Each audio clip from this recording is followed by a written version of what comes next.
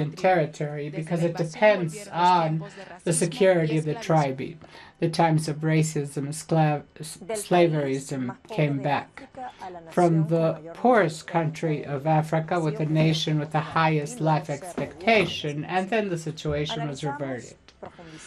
We analyze and deepen. For this today, we have Carlos Martinez, international analyst, has a degree in law. And Sergio Galeano, specialist in history of Africa, the National University of Spain, Sarmiento. Carlos, I start with you. In a report recently published by the British Parliament, the intervention in Libya was acknowledged to be based in intelligence mistakes and softened the road for terrorist groups in the country. That same report says that what happened in Libya was not because Gaddafi attacked the people, but because the struggle against the militia financed by the West was winning. Today, there is no doubt of what happened. What alternative is there in this panorama? Hola, buenas tardes desde España. Ese informe lo conoce poca gente. That report is known by very few in West Europe and the United States because the media who have worked to silence it disregard it regarding the massive destruction weapons in Iraq. And there was no proof of those weapons or that Gaddafi was bombarding its people. What has happened after the intervention? The same that happened after interventions in Afghanistan in the 80s, Iran, Somalia, the attempt in Syria. And they can say it's been a mistake of intelligence. I don't think that. I think that the United States and its government destroy states with governments that disregard imperial policies. And they know because many times of having bombarding with Libya was a prosperous country. We all knew that without intelligence, but it seems that the British, Spanish governments of Zapatero, the Italian and U.S. governments seem not to know. The current alternative today is that followers of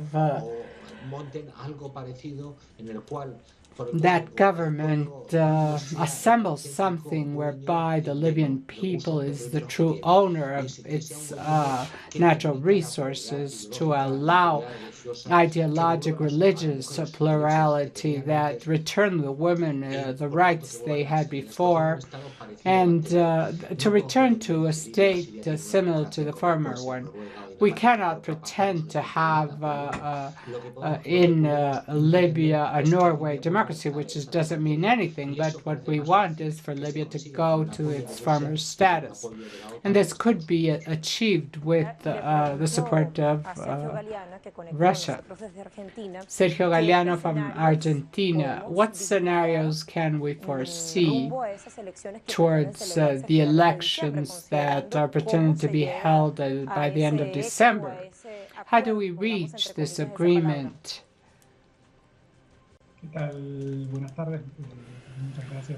Thank you very much for your invitation. The result of elections is uncertain, firstly because, I clarify, I don't know if they're going to be held in all the country, because beyond attempts of agreement signed between Libyan rival groups and the quick failure of such agreements make us doubt of the possibility of creating a government for national unity, or that exercises effective control over a territory that appears as Libya in the maps. I think that the European Union strategy failed at least in this sense, if we want to believe in the allegedly good intentions regarding the possibility of creating a national unit government financed by the European Union or external support, today is clearly not possible. And I think that the urgency in resolving that conflict is because this conflict is bringing problems to the European Union. I think the European concern for Libya doesn't have to do with a humanitarian topic or to amend the era that some foreign affairs ministers are starting to recognize, but mainly migration that Europe is not willing to resolve, or that Europe thinks it will resolve in a repressive way. Some days ago, the government received offers. I don't know if this is a concern or genuine concern for Libya or a way of resolving a problem inside the European Union. Carlos, I ask you, because of a reflection you made in a recent article,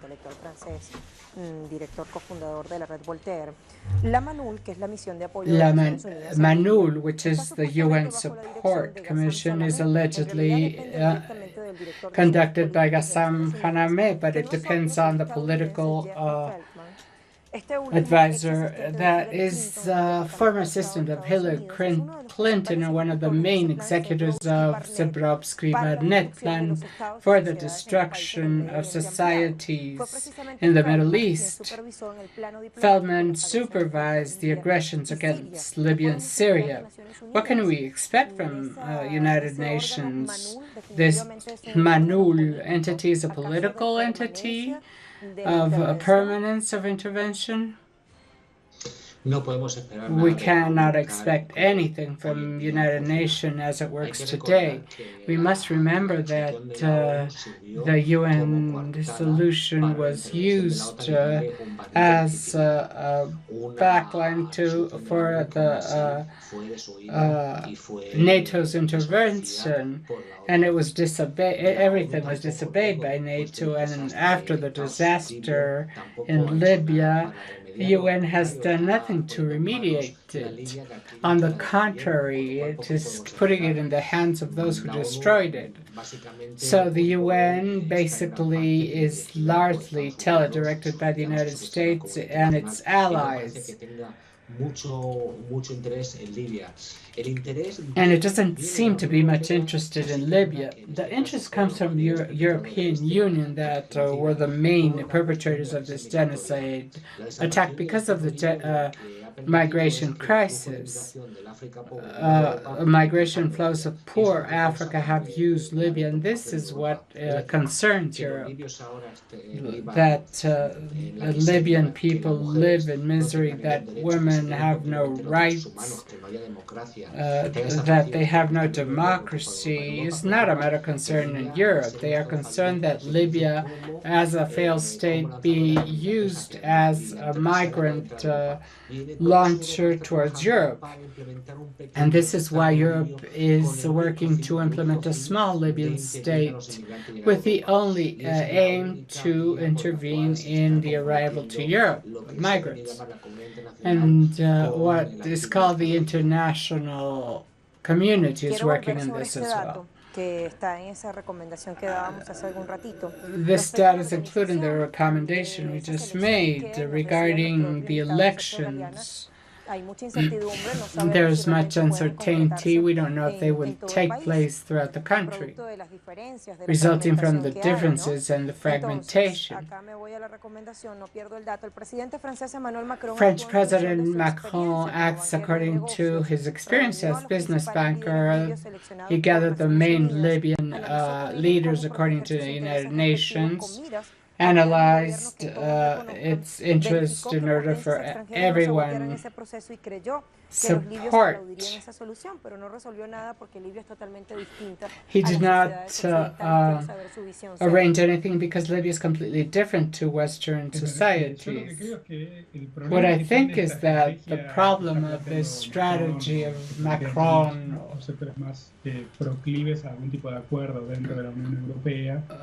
talking about an arrangement with the European Union is that by destroying the Libyan state in times of Gaddafi, beyond the political evaluations of Gaddafi, but what is undeniable is that he exercised authority through all the territory, and today the lack of that authority gives place to illicit activities. For example, the most important is the traffic of people, and that any authority acknowledged internationally will not be able to support. So it's very difficult to generate income for the sectors that largely Libyans are devoted to illegal activities, to convince them to waive part of their power to integrate a major political activity. The problem is that the possibility of convincing and guaranteeing that legal activities that could be performed in a hypothetical future be more profitable than the income that these groups devoted to people trafficking, oil trafficking, as they exercise control in the territory. It's difficult. Those income go in the hands of private hands.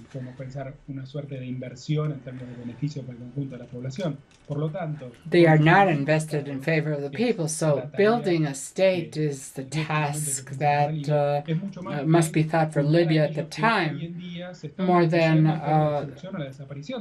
funding those who are working for the disappearance of that state.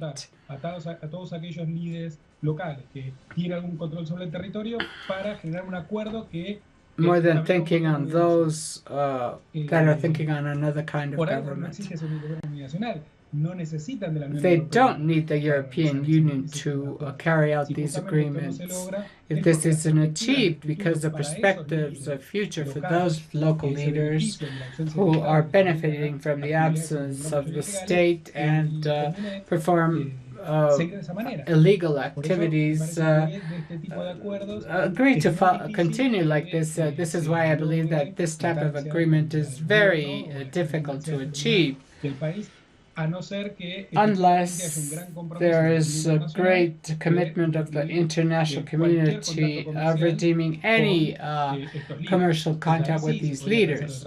Then we could think in another way. The cost of keeping generating with Libyan resources is impossible.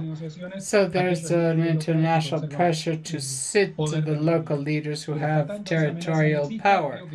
But until this threat does not exist, I think it's an example of goodwill that is very well seen in international politics, but washes the face of the European Union, but will have little to practice. Libya, with sovereign funds, generated independent organizations as the African Monetary Fund, the Central African Bank. Is this under the reasons of what happened in 2011? I think we can see many causes regarding the figure of Gaddafi, which is extremely complex, someone who had who was confronted to Great Britain and the U.S. imperialism. But now we know that in economic and financial terms, projects that defended African sovereignty and economy. He also had agreements with Italy, with the government of Berlusconi. Part of the London School of Economics received Libyan funding. So Gaddafi's figure is extremely complex, and I think that part of his strategy was to turn Libya in an important actor in African and Mediterranean politics. I think at some time this is what, for a large part of Central Powers who seek to limit that autonomy, not because objectively it was against its interests, but because at least in the United States, any attempt of autonomy is seen bad. And I'm talking about autonomy, not confrontation. Those who had good relations with the United States, other times he had terrible relations with the United States, but the fact is that Gaddafi had a voice, and this is what disturbed Europe most. And there's another element we haven't talked about is the Gulf monarchies, another a model of the oil wealth, something like Qatar or Saudi Arabia right now. We mustn't forget that the Gulf monarchies are the main sources of support of Gaddafi in the first moments of the movements against Gaddafi. Qatar and Saudi Arabia, although they rivalized among each other, they are the first supports of movements against Gaddafi in around 2010. And there's a third element, which is the dispute in terms of a regional hegemony, the Arab world, and samples of alternatives, resource management, and as we said before, the Human Development Index, literacy, and all this that represents a large amount of development. The regional community, I want to go back to Carlos from Spain. Undoubtedly, the global media corporations accelerated lies repeated once and again about the invasion against Libya in 2011. Are we looking at a critical society in view of the media society, namely talking about Libya? Did this leave any lesson?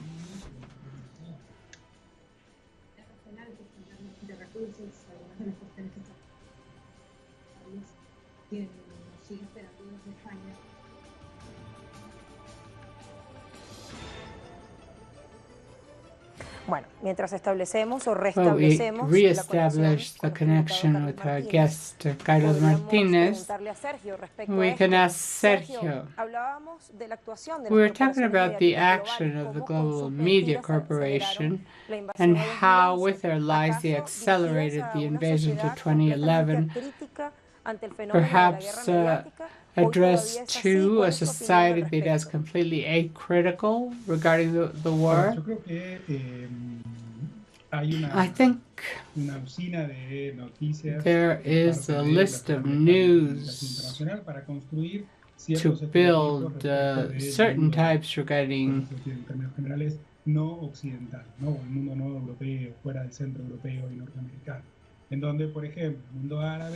for example, the Arab world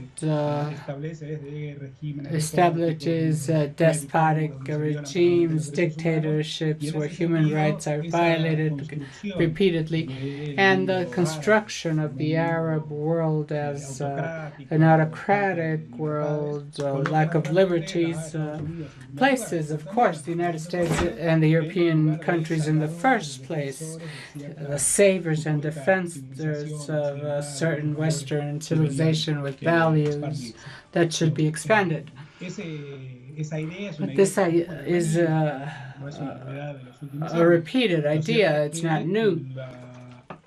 The truth is that the current media capacity is much greater. They inform immediately what is happening or creating campaigns aiming to allegedly inform, although in reality they are telling half truths or half lies, and they tend to create in domestic public opinion a favorable atmosphere to some interventions. If they periodically build or disseminate news that they build the Arabs or Africans as barbarian people that are not accustomed to democracy and don't know how to live in democracy, that they are a series of tribes, this is much easier to justify some specific intervention in the region. Unfortunately, we see this permanently. The news we see of the Arab world, Africa in general, in the Western media, tend to mark confrontation, war, conflict, and they don't put any other kind of news. So by creating that image in common citizens,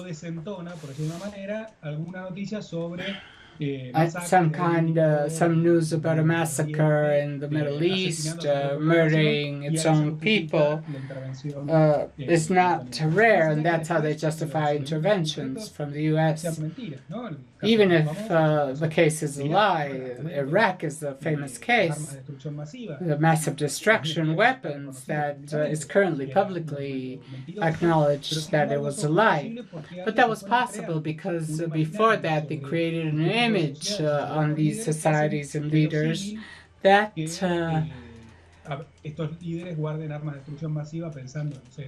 make people believe that they conceal massive destruction weapons to destroy the West.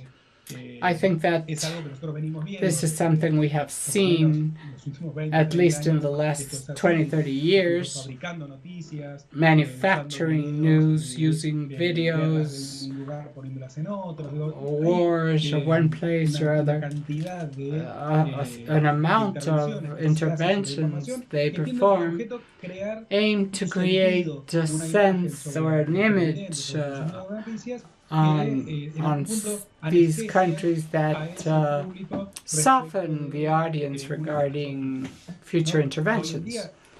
Today, regardless of the balance we can make of the Gaddafi government, it is clear that what happens today is much worse than what happened during his government. Yes, we can think about education, women's situation, person traffic, all these people undoubtedly place the accent on that what is happening now is worse than during Gaddafi's time. But the construction of the atrocities committed at its time sometimes soften a critical reflection on the actions of European Union and United States in the Middle East and Africa. Dangerous softening. We thank you, Sergio and Carlos Martinez, with whom we could not reinstate the communication. Now we wonder, to continue deepening, how much has the invasion and war in Libya have cost the world, and everything is happening at present in the global agenda? We will continue our analysis after our last pause.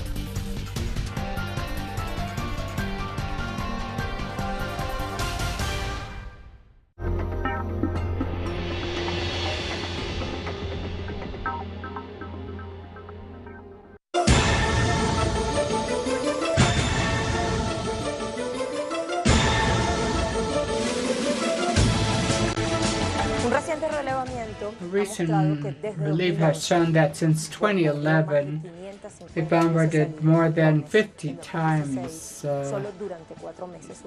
during 2016.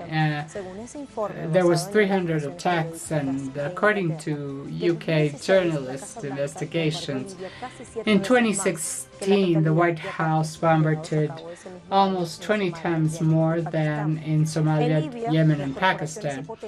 In Libya, corporations and powers make sure of something: the extraction and control of huge crude reserves.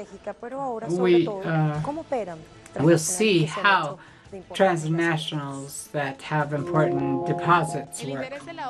The interest of NATO, France, and UK to invade in 2011 was based on natural resources. 80% of its natural resources are exported to Europe. Proved reserves are 46 billion barrels. Libya is one of the countries with best hydrocarbon forces in the African continent, and Italy is one of the most interested nations. Eni controls 60% of the total production. Last October 8th, the Italian corporation purchased 45% of licenses that was in British Petroleum hands before. There's also the French company Total, Repsol, Spanish Bensol, Canadian and Petro-Canada, and Chevron and Conoco. What attracts imperialist powers is gold. Libya has 143 tons of proved reserves of gold, equivalent to $7 billion, according to World Bank estimates, which represents almost 6% of the country's total reserves.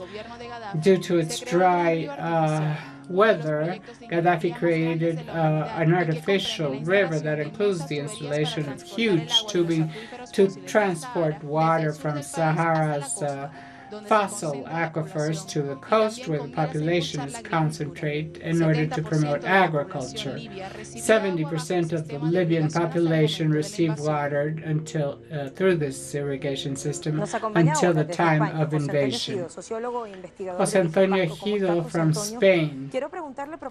I would like to ask you if some managed to go with the treasure and others just didn't. No, the goal of the economic goal of NATO countries, basically France, UK, and the United States, that, as always,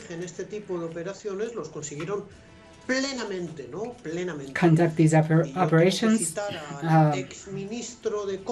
got them fully. And I have to quote the former Minister of Communication of Gaddafi, that after criminally defeated this, he declared and stated that Libya's oil, that is good quality light oil, was taken out for free without paying anything. So there was pillaging oil. They fulfilled their economic goal and the geopolitical goal as well, because the current Libya, the official name was Hiria, the state of masses, popular and socialist was an uncomfortable challenge to the Sixth Float in the Mediterranean. After the Soviet Union fell, they aspired no one to block them in those waters. And after Gaddafi devoted to African integration, this was also disturbing them. So the goals were fully met, and Libya is an example of the main drama, tragedy, and existence of imperialism in our days. It is not something that passed centuries ago, but only 7. Libya is a black hole and shows the infamy of the West because of economic, geopolitical reasons to slaverize the people, recolonize the world. And it's exactly the dream that Western powers tucked in Berlin at the end of the 19th century. And they wanted to distribute themselves Africa in a colonial, open colonial way in the case of Libya. Although there are stupid leftists that believe that it was an insurrection of what opponent, that is something that calls the attention, the blindness of some people in Western Europe with economic goals, unfortunately achieved at a cost of hundreds of thousands of people dead and instability in all the Mediterranean center and north of Africa that lasts until today. Even if the migration chaos was foreseeable, of which they are complaining so much, the governments of Southern Europe are complaining. What happens is that the Western media, especially extreme right media, chauvinistic and nationalistic, are trying to make European public media afraid that millions of hungry Africans will destroy the state of welfare in European wealth. What they don't say is that the responsibility of the migration has to do with the criminal destruction of Libya by NATO forces that are Western forces. Because if they tell the truth, probably no sector of the European public opinion will notice that they are governed by criminals, generals and oil companies that have no problem in destroying sovereign countries. They have no problem in creating terrorist forces, absolute criminal forces. We must not forget that the military plaza of Tripoli was delivered by NATO forces to an Al-Qaeda terrorist, and if somebody doubts his name, I'll tell it, Ali Belhaj. It was Al-Qaeda's criminal installed there to murder the people of Libya and use puppets of NATO. This is the truth of what is happening and what happened in Libya, where they confronted the tribes. In other places, they have confronted regions, different communities. The truth is that there was some tribal fissures that was encouraged by NATO by installing terrorists of Al-Qaeda, ISIS, and other criminal groups that create. Mali, for example, was completely destabilized, and other neighbor countries as well, as a consequence of this infamous NATO action. That, by the way, is still current because the UN resolution that authorized the NATO allegedly to protect the Libyan people, to destroy the Libyan people. That is the most monstrous cynicism and manipulation of international law that is still effective from the ships of the Sixth Fleet. Beware of the Libyan people following ideals conducted by Gaddafi. Put order in their country, unify their country, rebuild the state and sovereignty with the ideals of that revolution that was no other thing than Arab unity, and which in time was called Arab socialism with a religious touch, anti-imperialistic, of course. We are running out of time, but is there, do you think is the possibility of having democracy again in Libya? But we don't have no time for the answer. Thank you very much. Vamos a pasar a nuestras conclusiones. We will Más now go allá to our de la complejidad de un conclusions. personaje como Beyond the Muammar al-Gaddafi, complexity of lo a ocurrido en character Libia like definitivamente Gaddafi, what sirve happened como in Libya advertencia a otras naciones del should be mundo que used as a pretenden ser warning igualmente to other convertidas nations of the world por el that establishment are imperial en the laboratorios de guerra, aun objective cuando hay medios of hegemónicos que war pretenden beneficiar laboratories las by consecuencias de the la guerra. West. En un artículo In an article publicado published por la red Voltaire e by intitulado Voltaire Libia, 7 años de Network, desgracia, Libya, iniciados 7 por years la of OTAN, de disgrace, Manilio started by Dinucci, de los 16.000 NATO, millones de of euros de los 16 fondos billion libios euros bloqueados en la of Euroclear Bank en Bélgica. Libyan Ya funds han blocked in desaparecido Belgium. 10.000 millones sin que se 10 haya million permitido have ninguna disappeared autorización de without retiro de any fondos. authorization Es un of proceso de fund rapiña que está withdrawal. teniendo lugar This en is a otros bancos robbery europeos that y is taking place in estadounidenses. Y allí European and también US banks, encontramos where we explicaciones de also lo que ocurrió find hace 7 explanations años of what en Libia. happened 7 years Así, before in despedimos nuestra Libya. jugada crítica y llegamos We al have final de esta come to jugada de the hoy. A end ustedes of muchísimas our gracias por critical move acompañarnos. today. Sigan en sintonía Thank de you for Telesur being esta with tarde. us.